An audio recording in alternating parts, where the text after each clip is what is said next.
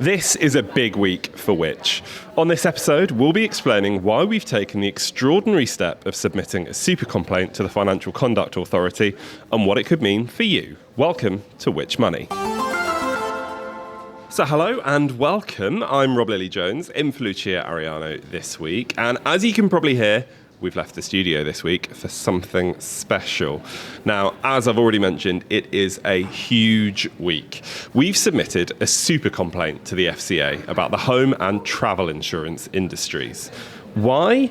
Well, over the past year, we've gathered evidence showing how customers are being ripped off. Now, this includes things like confusing policies to poor treatment when you make a claim. Now, you might remember last year we spoke to someone on the podcast called Claire. Now, she had a terrible experience with her insurer after a house fire damaged her home, and we'll hear more from her later. But she's just one of countless people who we've spoken to in a similar situation.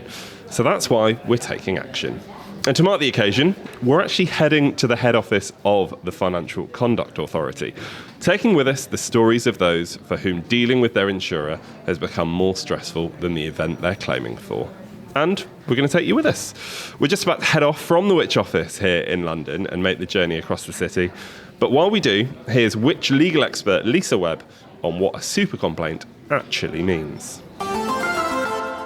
Have you ever been misled or ripped off and thought, what's the point of complaining? I'm only one person. Well, that's where we come in. At Which we can do the complaining for everyone using something called a super complaint. So super complaints are basically a really powerful legal tool that we can use to highlight when an entire industry is treating its customers badly. And when we make one, well, the law says that regulators have to listen. They have to investigate and say what action they're going to take. Actually, only a handful of organisations even have this superpower, but we are one of them. And we've used it in the past to do loads of stuff like stop supermarkets from tricking shoppers with dodgy pricing. We used one to make banks crack down on scams. We even used one to get rail passengers the compensation they were owed for delayed trains. Now, though, we're taking on the home and travel insurance industry. Because, well, as anyone who struggled to make a claim knows, it's been failing us all for too long. Super complaints give us something really rare. It gives consumers real clout. Because we stand up for you when whole industries get it wrong. So with Which on your side, one voice speaks for millions, and that is how we win. This is Stratford. Please mind the gap between the train and the platform.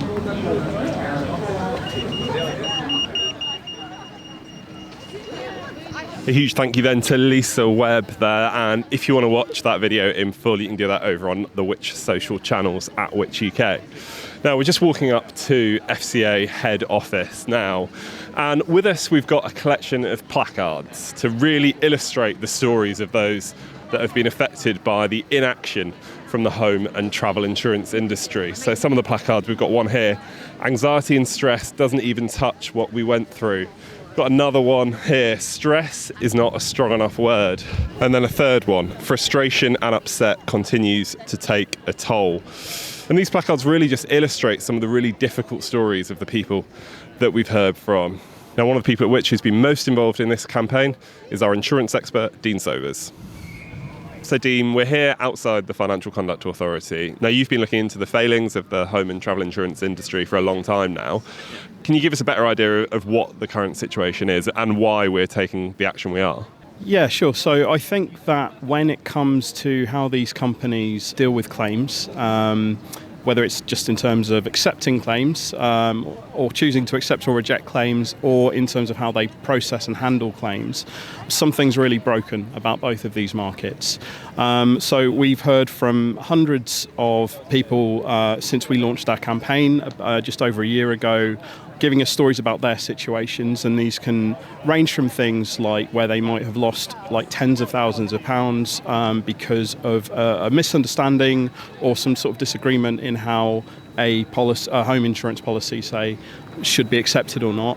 Or it might be that they are waiting kind of 6 months or so while the process runs its course, while this person's in a state of significant hardship, maybe again, they're out of pocket and they're waiting for money to come through, or maybe they are, they're ill and they're stranded overseas or something like that.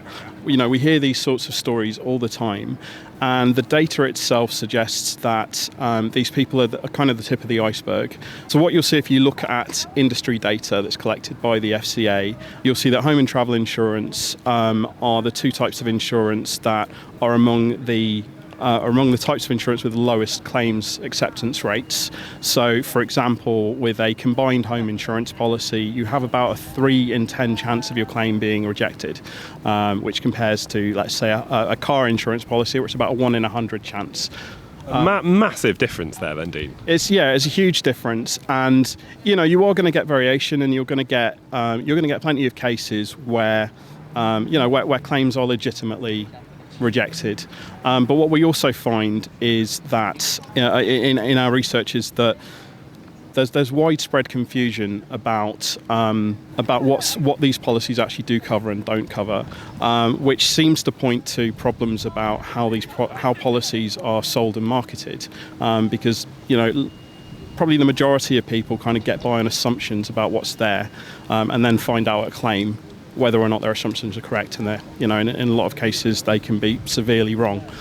And then I guess what kind of underlines this is the fact that these products are depended upon by tens of millions of people, and they're depended upon so that you've got peace of mind. That's the promise of insurance, is that if something goes dramatically wrong, if you have an accident, if you have a burglary, if you have a house fire or a flood or something, then you don't have to worry about it. It's taken care of. You paid to have that taken care of.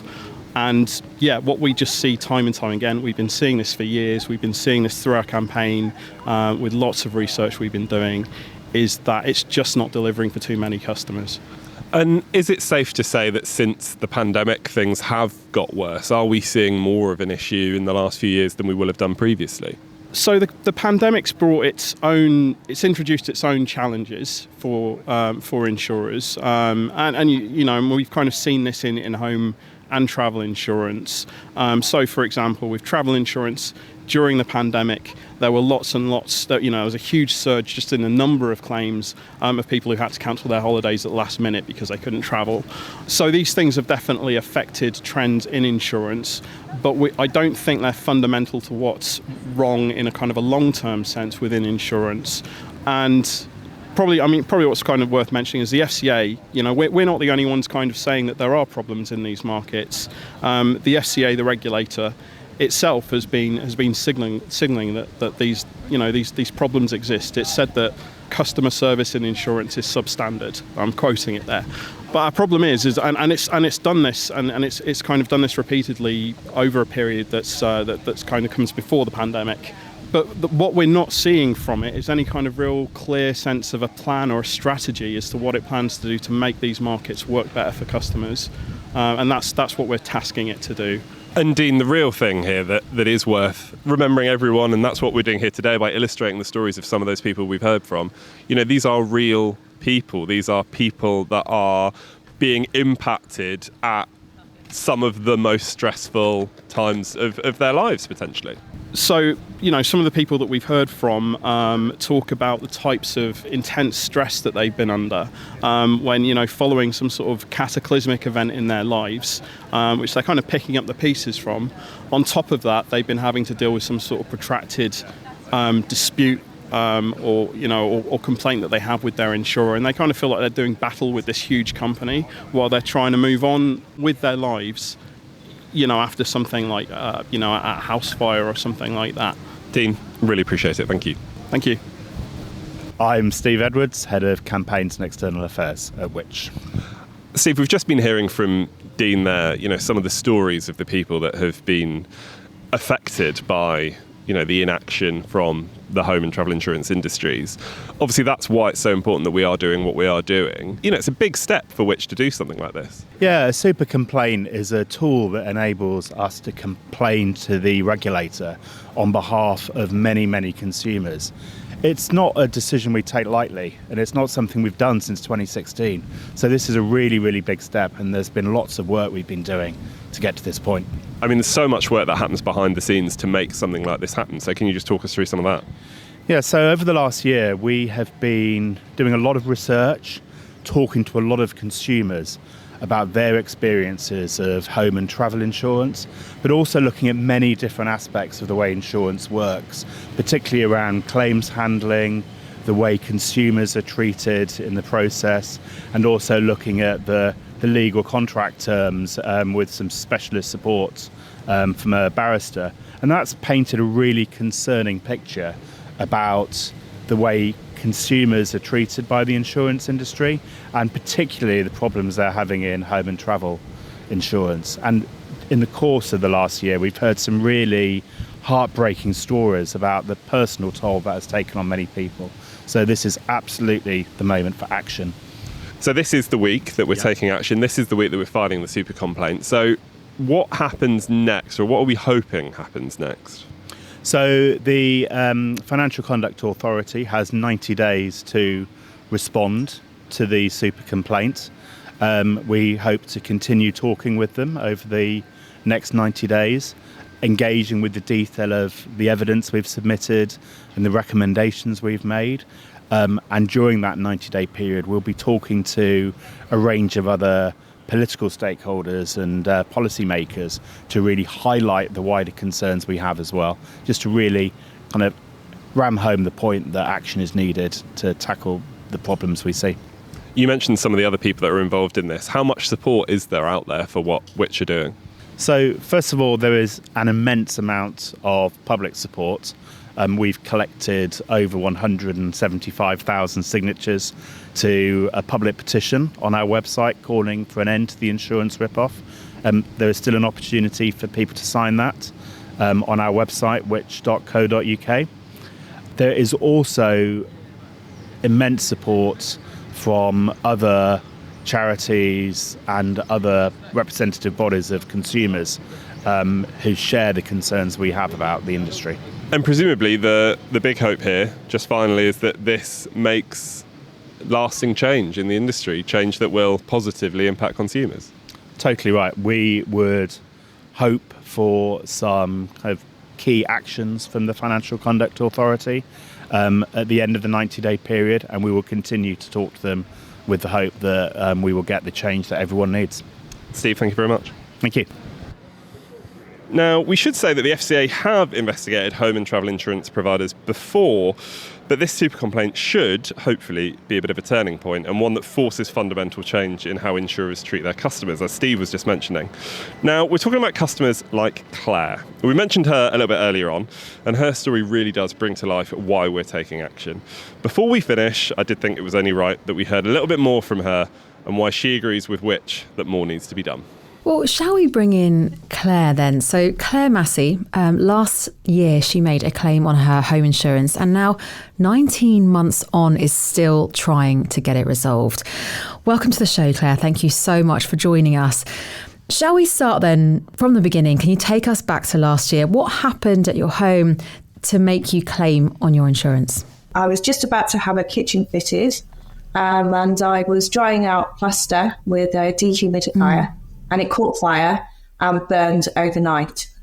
So we were very lucky to get out of the house. After that, obviously contacted Policy Expert to start the claim, and that's kind of where the problems really began. Oh, I'm so sorry to hear that. I just can't imagine what an awful experience that must have been. Well, should we talk about then what happened next? So were you moved to alternative housing? No, the information that we had from Policy Expert was very limited. There was no real guidance on what we should do. It was my children and I. We initially stayed with my ex-partner, which wasn't ideal, but it was the only place that we could go to. And then I found out from a friend that I would be allowed to have like a daily allowance, if you like, if we were staying with family or friends or... So that was the initial kind of approach, because I just had no concept of how bad the damage was. I knew it was bad, but I didn't know how long we would potentially be in, sofa surfing, if you like. And there was just no information coming out of Policy Expert to give us any indication of what the process was. I mean, Dean, this sounds awful to me. What should the process been like here? Well, obviously, if a person is making a home insurance claim for something that's extraordinarily traumatic, like a house fire, then what you would expect is that the insurer would be able to kind of accommodate that. They would be able to take account of the likely kind of traumatized and sort of emotional state of the customer. So their communications, you would hope, would be very good. They'd be able to sort of convey a clear sort of understanding with the customer of what to expect, kind of what to do, and how long things are likely to take, and then also accessible points of contact if the customer's got any queries, so that they don't feel like they're kind of not sure what's going to happen next or who to get in touch if something's going wrong.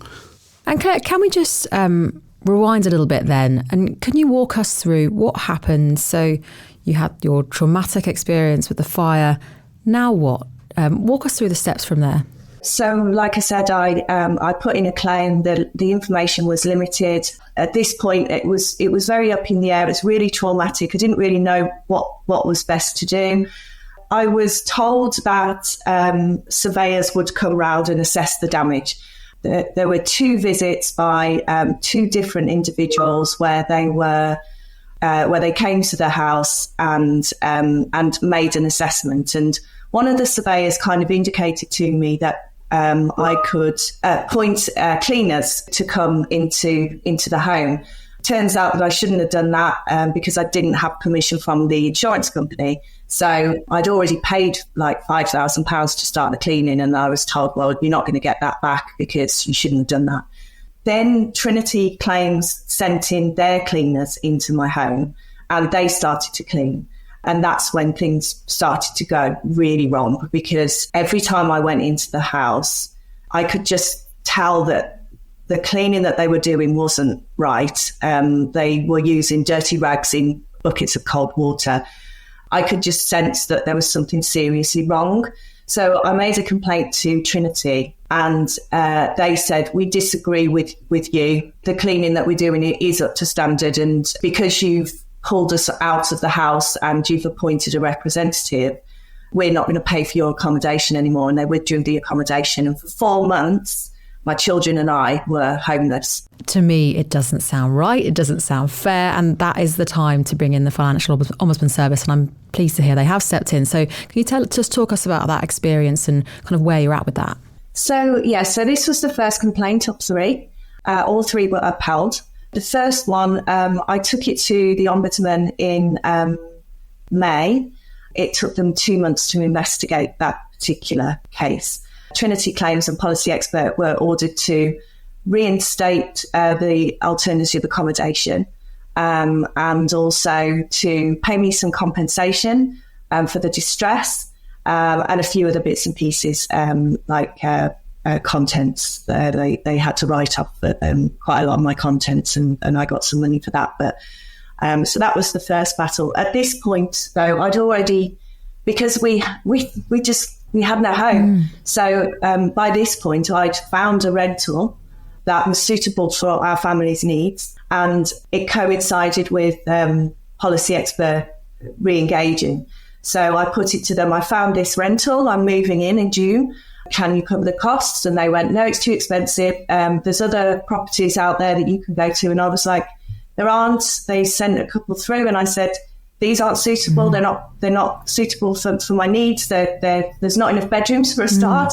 And they really pushed back on that. So I had to do another massive exercise of going on Rightmove, going on all the hotel websites, going on Airbnb to prove to the insurance company that this was the only property that was available and suitable. And in the end, after doing all of that, they agreed. Oh, and the Ombudsman also ruled that they had to clean my house properly.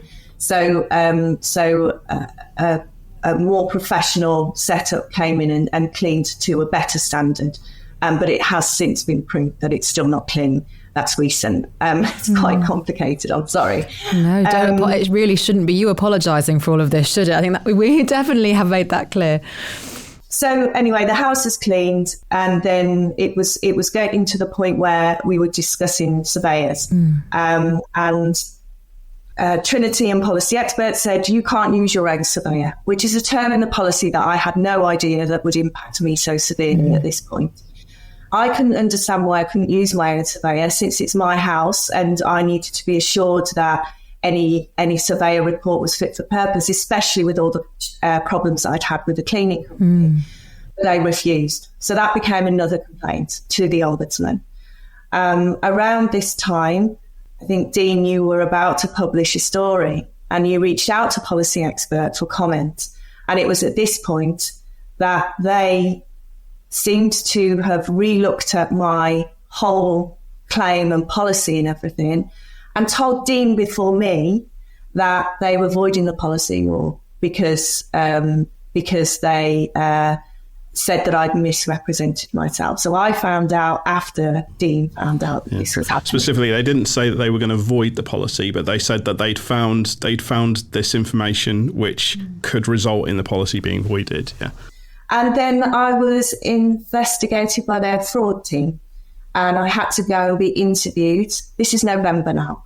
I had to go and be interviewed in front of a panel to basically defend how I'd taken out the policy. And again, this is where I feel that there are real problems with insurance as a whole, because I used a comparison website to sign up.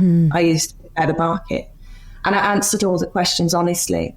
But the answers that Policy Expert needed were not questions that I was asked. And then they determined the outcome of some of the algorithms to mean something that wasn't actually reflective of what I'd said. They used some terms and conditions to void the policy after putting me through all of this investigation. And they voided the policy on the Friday before Christmas. And withdrew all the accommodation funding again. So they left me in the lurch at Christmas time. So it ended up being another complaint to the Ombudsman. And it was ruled in my favour again. I'm really hoping there's some light at the end of the tunnel. I mean, you look happy right now. You're sitting in a lovely office. Tell us, where are you at? So since all of this has happened, obviously I've been looking on Trustpilot at all the reviews and, you know, the shiny 4 and 5 stars sign-ups and price.